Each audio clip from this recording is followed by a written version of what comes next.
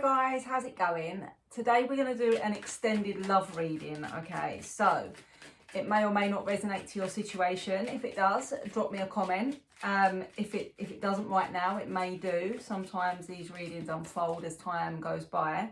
It is a collective reading. If you'd like to book a private reading, you can do that. Let's have a little look. What do we need to know? What's going on in this cycle? Oh, we open with the Lovers. Okay, so there could be someone within this connection that is married. I do have the Hierophant. This can sometimes represent like tradition and marriage and yeah, that kind of energy. We've got the Empress, so certainly a powerful feminine energy going on here. And with Justice, we could be looking at somebody that is going through a divorce or considering a divorce at this time. Let's see what we've got on the bottom. Okay. So yeah, we open with the Lovers. So there is a very strong physical connection going on here, very strong chemistry. Now traditionally this can be taken as a choice between two people, again traditionally two females. So you could find yourself in a third party situation. With the Hierophant, as I mentioned, there could be somebody that's married or going through a divorce, because further down in the spread we do have Justice, and then we have some sort of news around this. So it could be news of somebody's divorce being finalised. It could be some kind of news around the situation or something like that. There's definitely some incoming communication, because we've also got the Eight of Wands. So what it feels like to me is the feminine here is shown as the Empress. Now there is no one above the Empress. She's Major Arcana. She's one of the most powerful feminine energies in the tarot. It can represent motherhood. It could be that there's children involved on one side or another here.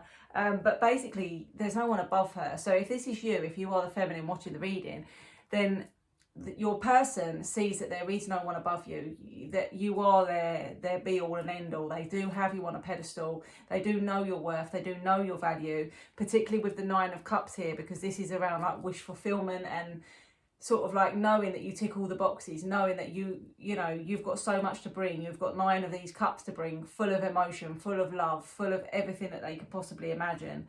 But with the 8 of Cups here, quite often it's walking away from 8 broken cups towards a 9 of Cups, and they have come out next to each other in that order. So it's somebody's walking away from something, or needs to walk away from something that is broken, that is no longer working, that is no longer serving them.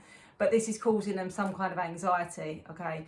And I feel like they have worked at it. There has been some work here. I feel like they have tried to make this work, or they have tried to invest what they need to invest into this connection, but it just isn't working. They're just not happy. So finally, at some point, somebody already has, or somebody is in the process of walking away from something that is broken, that is not working. They're then moving towards you. We've got incoming communication, and we've got the Wheel of Fortune. So this really is the tables turning. This is fate playing a part. This is timing, alignment. There's definitely a shift. There's definitely a shift. And that incoming communication is fairly soon.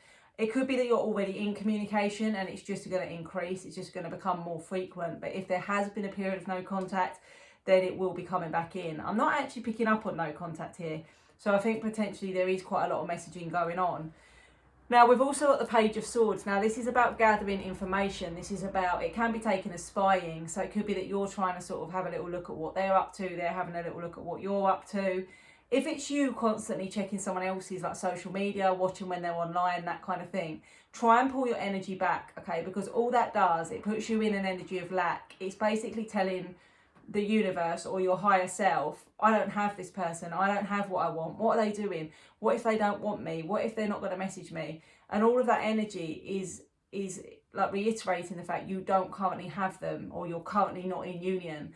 So I would pull your energy back if that's you. Now if this is them and you can see that they're watching your things, or they've sort of got an eye on you, whether you can see it or not, it feels like it's happening, then it just shows that their energy is moving towards you, and that is a positive thing. With the Star here as well, we do get wish fulfillment, and the Knight of Wands can quite often be like impulsive action. I think whatever this separation is not impulsive. I think it's planned. I think it's something that's been in the pipeline for a long time. With that impulsive action, it could be impulsive action to turn up to see you. It could be impulsive action to send you a message unexpectedly or something like that, to reveal their emotions, Now, they are shown as the Emperor, and actually the Emperor and the Empress have come out on top of each other in this spread. It's a divine masculine, divine feminine kind of union. Okay, so you can take it as twin flame, you can take it as spiritually guided. Again, with the Emperor, it can represent a married man. So I feel like maybe it's the masculine in this situation that's married or in a long-term connection that is coming to an end. The Emperor can also be quite a stubborn energy, or somebody that sees things very much from their perspective. So maybe you're dealing with a little bit of stubbornness or single-mindedness from this person.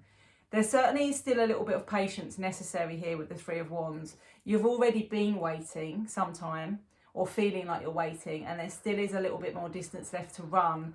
It feels like a kind of 2 to 3 month window here, but obviously things can shift and change, and everyone's circumstances are going to be slightly different.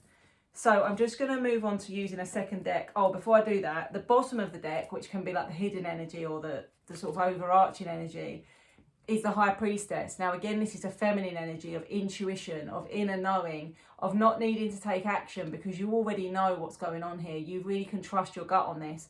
So I think, again, if you're the divine feminine watching this, you don't need to pursue, you don't need to take any action. You just need to trust that this is going to unfold as it should, when it should. You're more than good enough.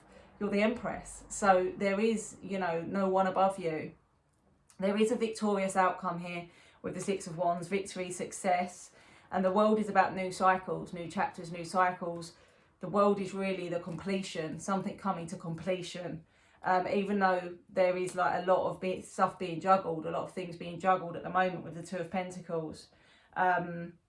So I'm just going to clarify a little bit further using the second deck. I've got the Rider-Waite deck out. I'm going to use the Light Seers Tarot to just clarify what else we need to know. Where does it leave you? Where does it leave your connection? And how is this going to move forward? How is it going to look in the long term? What else do we need to know here? Now, obviously, not all of you will be in a third-party situation. So, as I said, it won't resonate for everyone. The cards we've got coming out here, we have the King of Pentacles. Now, this is someone really solid. This is someone financially quite solid. They've got something stable to offer you. They've got something solid to offer you. They're in a position where they want to build, you know, they want to build a solid future. They want to have, you know, the nice things, the material wealth, the comfort, things like that. And then we've got the Two of Cups, which suggests a soulmate connection. Now, we do have more than one soulmate, or we have a soul family, should I say. But it's very mutual, it's very deep. And actually with the Six of Cups with it, I would say potentially past life connection going on here as well.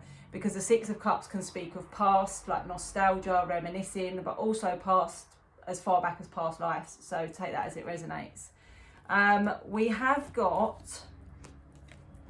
We've got the ending definitely coming with the Ten of Swords and with the third party. So we've got the third party and the Ten of Swords. Now, I do know the Three of Cups traditionally isn't third party. It's about joy and celebration. But for me as a reader, that is how I read it, and that is how it resonates with myself and my clients.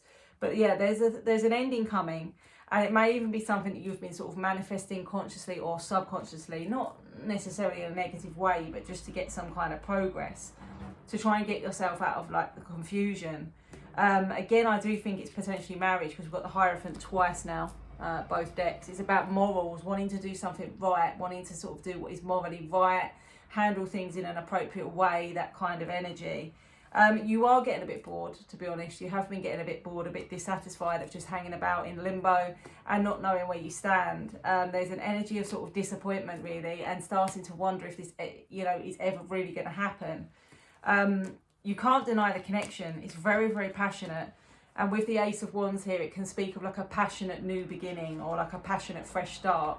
With the Four of Wands as well, you can take this as twin flame union, 1111, if that resonates. If you're seeing that number everywhere, maybe that resonates with you as well. But the Fool tells me that somebody is ready to take this leap of faith. You know, they're ready to step off that cliff. They're ready to take that chance, and to really sort of to see where this is going to go. There is an energy of a lot of mental pressure, a lot of maybe confusion. It can represent somebody that is sort of struggling with their mental health at the moment. I feel like this is more on the masculine side. And again, we've got the Three of Wands twice, which is an energy of like being patient, needing to be a little bit more patient, needing to wait a little bit longer.